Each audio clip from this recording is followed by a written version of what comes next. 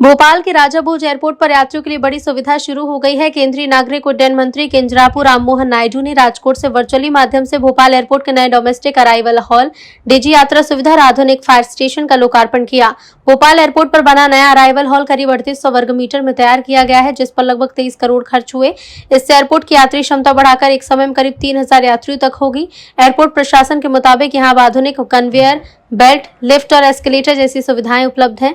साथ ही check in counter की संख्या 16 से बढ़ाकर 30 कर दी गई।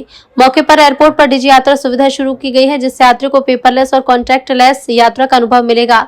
इस संबंध में हमारे संवाददाता जय चौकसी ने एयरपोर्ट डायरेक्टर रामजी अवस्थी से खास बातचीत। आज हमारे माननीय केंद्रीय मंत्री केंद्रीय उड्डयन मंत्री नए अराइवल वो कई सारी परियोजनाओं का राजकोट से वर्चुअली उद्घाटन कर रहे हैं। उसमें से भोपाल एयरपोर्ट में 3 सुविधाएं हैं।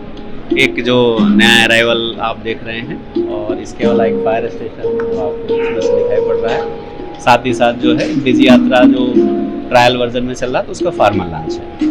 अराइवल हॉल में काफ़ी सहूलियत होगी कि धीरे धीरे करके पैसेंजर की संख्या भोपाल एयरपोर्ट में भी लगातार बढ़ती जा रही है। अभी होता क्या था कि सिटी साइड कंजेशन हो जाता था, क्योंकि सिटी साइड में कई बार हमारा क्योंकि एलिवेटेड लेवल पे दोनों लेवल एक ही थे, अराइवल और डिपार्चर थे, तो अगर 2-3 फ्लाइट एक साथ हो जाती थी तो डिपार्चर और अराइवल का मिक्स होने के कारण पैसेंजर्स को काफ़ी असुविधा होती थी। क्योंकि अराइवल अब नीचे फ्लोर पे आज से हो जाएगा माननीय उद्घाटन के पश्चात, जिससे कि ऊपर के एरिया डिपार्चर का खाली हो जाएगा। नीचे अराइवल क्योंकि ग्राउंड लेवल पे है तो यहाँ पे किसी प्रकार की वॉकिंग डिस्टेंस में कार पार्किंग है। सामने के 5-5 लेन बना के रखे हैं हमने। सामने बहुत सारा एरिया कवर्ड एरिया है, जिसमें कि सिटी साइड का कंजेशन ऑलमोस्ट खत्म हो जाएगा।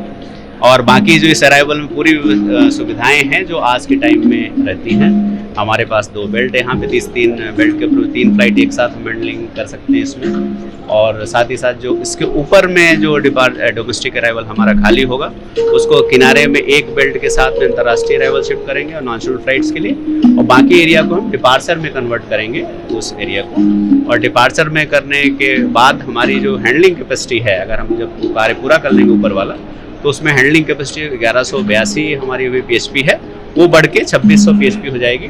और जो हमारी total capacity annual capacity building की है अभी 2.5 मिलियन पर एनम है, वो बढ़कर 3.6 मिलियन पर एनम हो जाएगी after that reconfiguration of that departure hall. ये जो इसके बाद लगभग 1 साल उसमें से लगेगा।